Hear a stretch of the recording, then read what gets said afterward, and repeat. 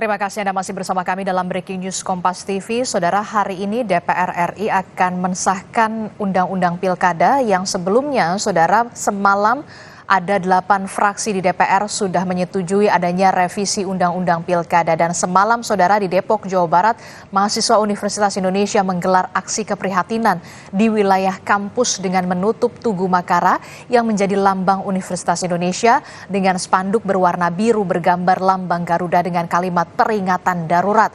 Aksi ini, saudara, sebagai bentuk keprihatinan dan pernyataan sikap mahasiswa Universitas Indonesia atas revisi Undang-Undang Pilkada yang tidak sesuai dengan putusan Mahkamah Konstitusi.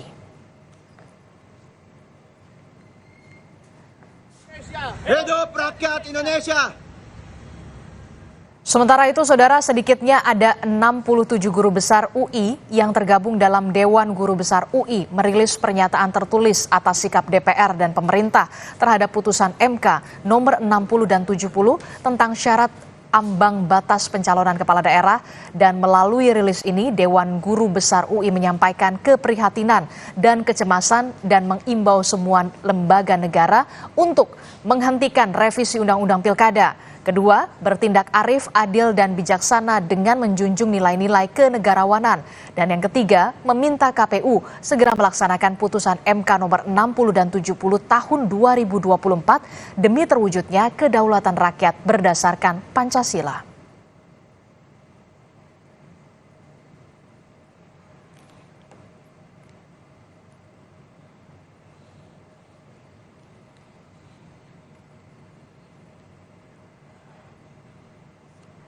Dan hari ini, saudara, DPR RI rencananya akan mensahkan Undang-Undang Pilkada setelah semalam ada 8 fraksi di DPR RI yang sudah sepakat untuk menyetujui adanya revisi Undang-Undang Pilkada. Kita akan tanyakan langsung kepada ahli hukum tata negara Universitas Brawijaya, sudah ada Aan Eko Widiarto. Selamat pagi, Mas Aan. Assalamualaikum. Waalaikumsalam, Mbak Adisti, selamat pagi.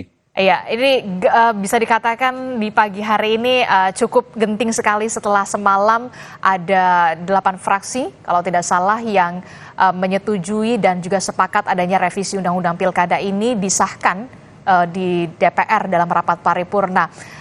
Terkesan mendadak dan juga terburu-buru, apalagi 1 hari setelah adanya putusan MK soal syarat ambang batas pencalonan dan juga syarat usia calon kepala daerah begitu yang kemudian diputuskan oleh MK. Lazimkah proses revisi Undang-Undang Pilkada ini dilakukan secara kilat dalam semalam dalam waktu hanya 7 jam saja? Ya, sangat tidak lazim dan bahkan ini kan sudah pernah ditegur oleh Mahkamah Konstitusi ya, pas praktek seperti ini. Ini kan namanya praktek fast track legislation ya. Jadi legislasi jalur cepat.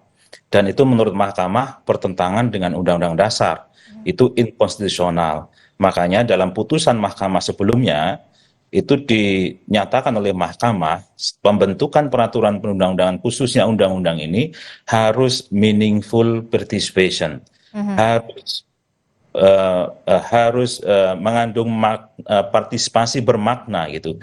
Tidak boleh semalam kemudian jadi tanpa mendengarkan publik, tanpa memberikan hak untuk didengar pada publik, hak untuk dipertimbangkan pendapatnya, dan hak untuk diberikan penjelasan atas pendapat itu.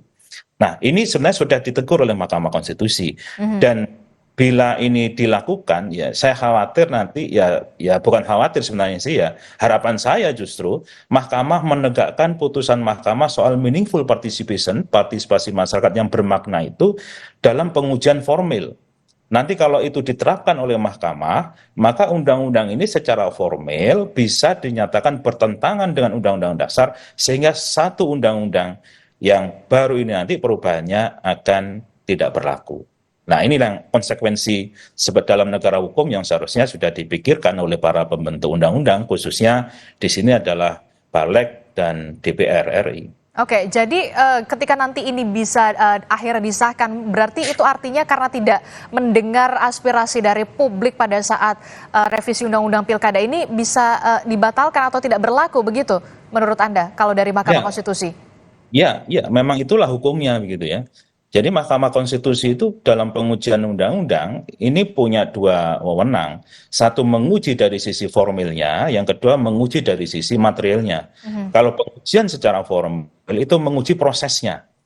Nah, proses adanya prinsip meaningful participation itu adalah suatu keniscayaan atau suatu keharusan dalam tahapan pembentukan undang-undang. Nah, oleh MK disebutkan satu dalam proses perencanaan. Pertanyaannya, apakah ini sudah masuk prolegnas atau belum? Kan Betul. begitu. Nah, yang kedua, dalam proses penyusunan, ini disusun sudah mendengarkan masyarakat belum? Dalam proses pembahasan, ini sudah mendengarkan masyarakat, mempertimbangkan masyarakat, memberikan penjelasan pada masyarakat atau belum gitu. Nanti juga dalam proses persetujuan dan pengesahan.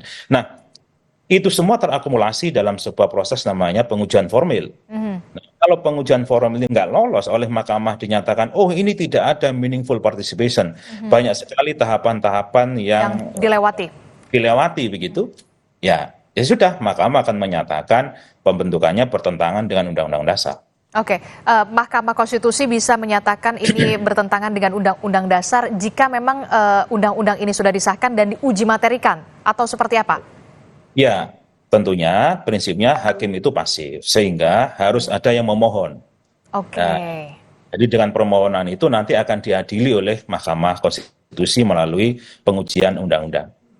Oke, itu artinya ketika nanti di rapat paripurna ini akan disahkan, di hari yang sama bisa langsung diujikan atau semacam apa? Nah, Bisa diajukan ke untuk diuji materikan ke Mahkamah Konstitusi, ya. Pak An? Ketika undang-undang RUU ini nanti disetujui ya, itu masih belum berlaku. Oke. Bisa diuji kalau sudah berlaku. Kapan mulai berlaku adalah sejak diundangkan. Nah, bagaimana cara pengundangannya? Ini kan nanti Sekretariat Negara yang mengundangkan. Jadi nanti dari DPR, ketika sudah ada persetujuan bersama DPR dan pemerintah, jadi wakil pemerintah, akan diserahkan oleh Ketua DPR kepada Sekretariat Negara. Nah, Sekretariat Negara akan melakukan registrasi dengan cara memberikan nomornya. Nah, nomor pengundangannya. Ya, nanti Presiden akan tanda tangan dulu pengesahan, setelah pengesahan, pengundangan. Nah, ketika sudah ada pengundangan itu, ada nomornya, maka sudah sah berlaku sebagai undang-undang. Nah, ketika itulah undang-undang tersebut bisa dimohonkan ke Mahkamah Konstitusi untuk diuji. Oke, jadi ketika ini sudah disahkan, kemudian diserahkan ke Setnek, kemudian sudah mendapatkan persetujuan dari Presiden, kemudian ada pengundangannya, barulah di situ ketika sudah berlaku baru bisa diuji materikan, begitu ya? Berarti Ya. perlu ada waktu biasanya berapa lama, Pak An? Ya, maksimum 30 hari, maksimum ya. Maksimum 30 hari. Ya, maksimum 30 hari untuk Presiden mengesahkan. Oke. Nah, kalau 30 hari Presiden tidak mengesahkan, maka otomatis berlaku undang-undang ini. Jadi Setnek harus mengundangkan walaupun Presiden tidak mengesahkan dalam waktu 30 hari itu. Nah, tapi ini kan berbeda ya dengan undang-undang yang sampai Presiden nggak mau tanda tangan itu kan sampai lama akhirnya otomatis berlaku.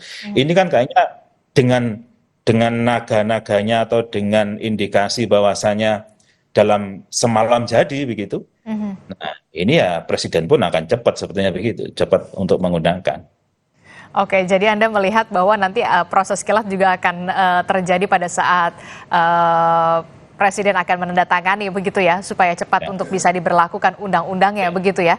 Ya, betul. Oke, yang juga menarik pada saat semalam adalah perdebatan begitu ya, perdebatan 8 fraksi di DPR ini sepakat untuk menyetujui adanya revisi Undang-Undang Pilkada dan salah satunya adalah merujuk pada putusan Mahkamah Agung soal syarat batas usia calon kepala daerah yang merujuk pada Mahkamah Agung di mana syarat usia minimalnya ini 30 tahun pada saat pelantikan berdasarkan putusan MA. Ya kan? Tapi kalau di putusan MK itu syarat minimal usia 30 tahun ini berdasarkan mulai dari proses pencalonan. Nah, bagaimana DPR ini akhirnya bisa merujuk pada putusan MA? Jadi sebenarnya putusan MA ini dan MK ini kedudukannya seperti apa?